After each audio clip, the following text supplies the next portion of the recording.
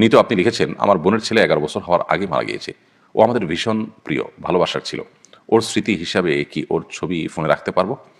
আহ ফোনে আপনি তার যে ফটোগ্রাফিক ছবি সেটি রাখলে গুনাহ হবে না ইনশাআল্লাহ তাআলা। তবে অনেক ওলামায়ে কেরাম এই ফটোগ্রাফিক ছবিকেও প্রিন্টেড ছবির মতোই হারাম মনে করেন এবং নিষেধ করেন। সেজন্য আপনি যদি মতপার্থক্যের ঊর্ধ্বে উঠতে চান এবং অতি সতর্ক থাকতে চান তাহলে সেক্ষেত্রে এই ছবি আপনার না রাখাই উত্তম হবে। তবে আমরা এটাকে জায়েজ মনে করি। হৃদয় আপনি লিখেছেন, মাগরিবের জামাতের আগে কি আসরের কাজা নামাজ আদায় করা যাবে? মাগরিবের জামাতের ঠিক আগ মুহূর্তে যদি হয়, সূর্য ডুবছে তখন করা জায়েজ হবে না। সূর্য ডুবে গেছে, মাগরিব রক্ত হয়ে গেছে, তারপর চাইলে আপনি কাজা করতে পারেন যদি সুযোগ থাকে। আর না হলে আসরের সূর্য ডুবার যথেষ্ট আগে, ধরুন সূর্য ডুবার ১৫ মিনিট আগে, ২০ মিনিট আগে আপনি মাগরিবের আসরের নামাজ কাজা থাকলে পড়লেন, সেটি আদায় করতে পারেন, কোনো অসুবিধা নেই। এমনি ফিরোজ আলম খান আপনি লিখেছেন, তেঁতুল গাছের কাঠ দিয়ে ঘর বানানোর ব্যাপারে কি কোনো নিষেধাজ্ঞা আছে? এটা কি অশুভ? না, এরকম কোনো অশুভ নাই। যে কোনো গাছের কাঠই আমরা আমাদের ঘর বাড়িতে লাগাতে পারবো, এতে কল্যাণ অকল্যাণ কোনো ব্যাপার নেই। আমরা যদি এরকম কোনো কিছু মনে করে থাকি সেটা একান্তই আমাদের কুসংস্কার ছাড়া আর কিছুই নয়। ইমরান খান লিখেছেন, আমার মা ইন্তেকাল করেছেন, মামারা শহরে যে বাসায় থাকেন সেটা আমার নানুর নামে হওয়ায় সবাই এর অংশীদার। মামা আমাদের অংশটুকু তাদের নামে লিখে দেওয়ার জন্য চাপ দিচ্ছেন, ছোট খালাও বলছেন লিখে দেওয়ার জন্য, কিন্তু আমি রাজি নই। এই কারণে মামারা আমাদের সঙ্গে সম্পর্ক ছিন্ন করেছেন। এখন আমার করণীয় কি, পরামর্শ কামনা করছি। আপনার নানুর নামে যে জায়গাটা ছিল সেই জায়গাটা যদি আপনার নানুর হয়ে থাকে বা আপনার নানা থেকে আপনার নানু পেয়ে থাকেন, অর্থাৎ তিনি যদি মালিক হয়ে থাকেন, তাহলে আপনার মা সেটার ওয়ারিস। অতএব আপনার নানির মৃত্যুর পর যদি আপনার মায়ের মৃত্যু হয়ে থাকে তাহলে সেখানে তার অংশীদারিত্ব নিশ্চিত হয়ে যায়। আর আপনার নানুর জীবদ্দশা যদি আপনার মার ইন্তেকাল হয়ে যায় তাহলে কিন্তু সেখানে আপনাদের কোনো অংশীদারিত্ব নেই। তাহলে এখানে কয়েকটা হয়ে গেল, কয়েকটা ভাগ হয়ে গেল। সম্পদটা যদি আপনার নানুর হয়ে থাকে, আপনার নানা থেকে পেয়েছেন বা তিনি নিজের বাবার বাড়ি থেকে পেয়েছেন, যেভাবে পেয়েছেন তার হয়ে থাকে, তাহলে আপনার মার সেখানে ভাগ থাকতে পারে। আপনার নানুর নামে কিন্তু সম্পদটা আসলে আপনার মামা নিজের টাকা কিনেছেন, জাস্ট মায়ের নামে রেখেছেন, এরকম যদি হয় তাহলে সেখানে কিন্তু আপনাদের কোনো অংশ থাকবে না। তো আপনার নানুর নামে যেটি সেটা আপনার নানু আপনার নানা থেকে পেয়েছেন বা নিজে কিনেছেন, অর্থাৎ আপনার মামাদের নয় অ্যাটলিস্ট, সেরকম যদি হয় তাহলে সেক্ষেত্রে সেখানে আপনার মায়ের অংশ থাকবে। যদি আপনার নানু মৃত্যুর পর আপনার মায়ের মৃত্যু হয় তাহলে সেক্ষেত্রে আপনাদের ভাগ আছে। সেই ভাগ দেওয়ার জন্য যদি আপনাদেরকে চাপ দেয় মামা বা খালারা, তো সেই চাপ মানতে আপনারা বাধ্য নন। এক্ষেত্রে আপনার মামারা যদি আপনাদের সাথে সম্পর্ক ছিন্ন করেন বা সম্পর্ক নষ্ট করেন, সেক্ষেত্রে তারা গুণাগার হবেন, এটা তাদের দোষ।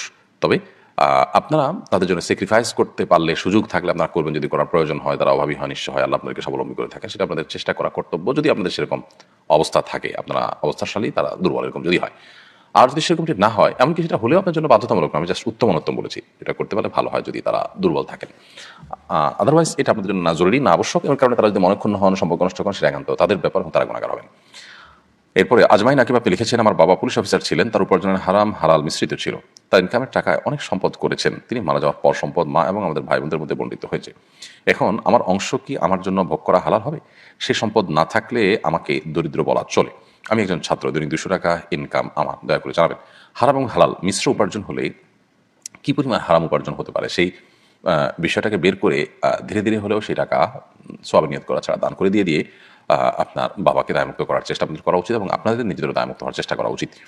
যেহেতু তার হালাল হারাম দুরকম উপার্জনই ছিল, অতএব তার সব উপার্জন বা সব সম্পদ তার হারাম নয়।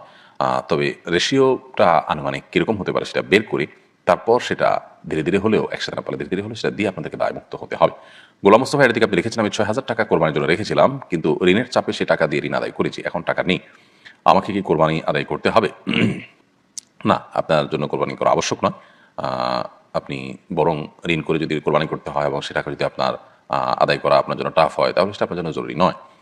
কোরবানি করাটাকে আমরা প্রত্যেকটা মানুষ নিজের জন্য আবশ্যক করে ফেলেছি। অথচ এটি যদি কেউ আর্থিকভাবে দুর্বল থাকেন বা ঋণগ্রস্ত থাকেন, তার জন্য আবশ্যক হয় না। সাদিয়া আপনি লিখেছেন, আমার সন্তান গর্ভে মারা গিয়েছিল, তার আকিকা কি দিতে হবে? বিচার দিবসে আমার এই সন্তানকে কি তার বাবার পরিচয়ে ডাকা হবে? আপনার সন্তান যিনি গর্ভে মারা গিয়েছেন, আল্লাহ তাআলা তার কষ্ট আপনাকে সইবার শক্তি দান করুন। গর্ভে মারা গেলে সেই সন্তানের আকিকা দেওয়ার কোনো প্রয়োজন নেই। আকিকা দেওয়ার পর ৭ম দিন পর্যন্ত থাকলে তখন, জন্মের পর ৭ম দিন পর্যন্ত থাকলে তখন আকিকা দেওয়ার প্রশ্ন আসবে। আর অবশ্যই কিয়ামত দিবসে তাকে তার বাবার সাথে সম্বন্ধ করে ডাকা হবে ইনশাআল্লাহ তাআলা। আহমেদ রবিন খান আপনি লিখেছেন, শিক্ষকরা যদি শরীরের কোনো স্থানে প্রহার করে তাহলে সেই স্থানকে জানাতে যাবে? এটা ছোটবেলা থেকে শুনে আসছিলাম। একেবারে কুসংস্কারজনক কথা। ছোট পোলাপানকে প্রবোধ দেওয়ার জন্য, সান্ত্বনা দেওয়ার জন্য এই জাতীয় কথা বলা হতো। কিন্তু এরকম কথা বলা অনুচিত এবং ভুল কাজ। করণ হাদিসের নামে মিথ্যা কথা বললে সেটি ভয়াবহ গুনাহের কথা, সেটি থেকে আমাদের বেঁচে থাকা কর্তব্য। শিক্ষক কোনো জায়গায় প্রহার করলে সেটি জান্নাতে যাবে, জাহান্নাম থেকে মুক্ত থাকবে, এরকমটি ভুল কথা। এরকম যদি হতো তাহলে পুরো শরীরে শিক্ষককে দিয়ে হালকা পাতলা করে পিটিয়ে জাহান্নাম থেকে মুক্ত আমরা হয়ে যেতাম। খুব সহজ একটা ওয়ে হতো, তাই না? তো এরকম কোনো কথা কোন হাদিস দ্বারা প্রমাণিত নয়, সম্পূর্ণ মন গড়া কথা। মনজুর মুর্শিদ লিখেছেন, জাকাত খাওয়া ব্যক্তির সাথে শেয়ারে কোরবানি দেওয়া যাবে কিনা। উনি জাকাত খাওয়ার উপযুক্ত নন, তারপরে জাকাত খাচ্ছেন। যিনি জাকাত খাচ্ছেন এই ব্যক্তিকে এই ব্যক্তির সাথে যদি আপনি কোরবানি দেন, কোরবানি দিতে পারেন, এটা কোনো হারাম হবে না। একজন গরিব মানুষ, তিনি জাকাতের টাকা দিয়ে, জাকাতের টাকা পেয়েছেন তিনি, করে সেই জাকাতের টাকা সংগ্রহ করে সেটা দিয়ে তিনি কোরবানি করতে চাইলে সেটা নাজায়েজ বা হারাম কোনো কাজ নয়। আপনি তার সাথে কোরবানি দিলে কোরবানি জায়েজ হবে। তার উপার্জন হারাম হলে সেটা নিয়ে কোরবানি দেওয়া যাবে কিনা সেটা হলো ভিন্ন প্রসঙ্গ, সেটা নিয়ে অবশ্য আমাদের ইখতিলাফ আছে।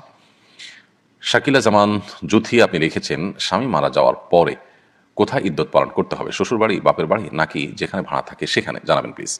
স্বামী মারা যাওয়ার পর ইদ্যত পালন করবেন যেখানে স্বামী মারা গেছেন সেখানে, স্বামীর বাড়ি হতে পারে।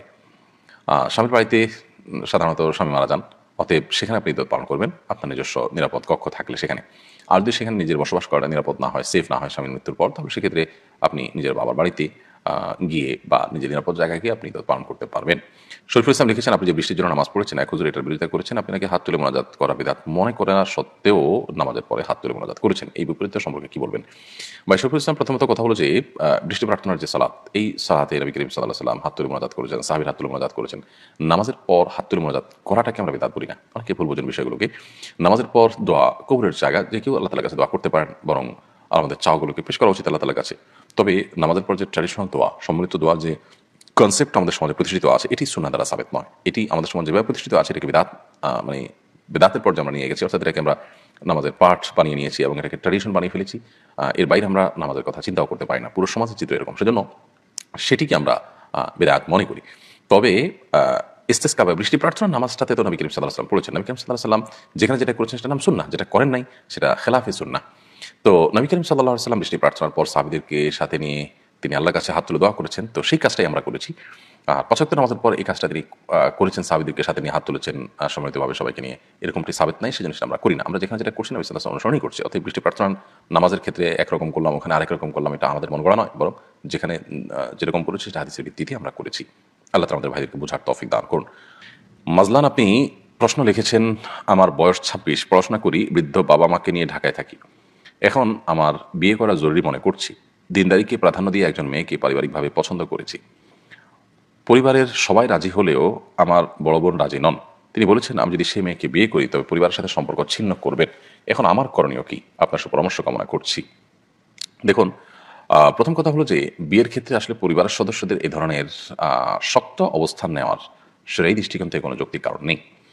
বিয়ে যিনি করবেন তিনি যদি দিনদারিতাকে মাথায় রেখে কোনো পাত্র বা পাত্রী নির্বাচন করেন, আর সেক্ষেত্রে যদি বাবা মা ভাই বোন অন্য কেউ বাধা দেন, বিশেষ করে তারা যদি এমন কাউকে রেকমেন্ড করেন যিনি দিনদার নন বা যার ভিতরে দিনদারিতা নেই, তাহলে তাদের সেই নির্দেশ মানা বিবাহ করতে যিনি আগ্রহী বা যিনি বিবাহ ইচ্ছুক তার জন্য আবশ্যক নয়।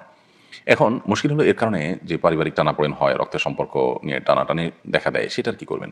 এটার উত্তর হলো যে এক্ষেত্রে কাউন্সেলিং দরকার, দরকার বোঝানো, দরকার নাসিহা, দরকার আমাদের একে অন্যের প্রতি যথেষ্ট আন্তরিকতা, বোনকে বোঝানো, বিভিন্ন লোক দিয়ে বোঝানো, সে চেষ্টা করা যেতে পারে। এরপরও যদি দেখা যায় যে না, বোনের কথা শুনলে আপনি বদ্দিন পাত্রী বিবাহ করতে হবে বা অপাত্রী বিয়ে করতে হবে যে যার ভিতরে দিনদারিতা কম, তাহলে সেক্ষেত্রে আপনি তার সেই নির্দেশ না মেনে আপনি বিবাহ করবেন এবং পরবর্তীতে চেষ্টা করবেন তাকে সন্তুষ্ট করার। তবে এক্ষেত্রে বোনেরও শক্ত অবস্থানে যাওয়া উচিত নয়। সাহাবী জিহাদ থেকে ফিরে আসছেন নবী করিম সাল্লাল্লাহু আলাইহি ওয়াসাল্লামের সাথে, বললেন, ইয়া রাসূলুল্লাহ, আমি নতুন বিবাহ করেছি, আমি একটু আগে যেতে চাই। নবী করিম সাল্লাল্লাহু আলাইহি ওয়াসাল্লাম বললেন, বাহ, তুমি নতুন বিবাহ করেছো, তিনি কুমারী নাকি অকুমারী?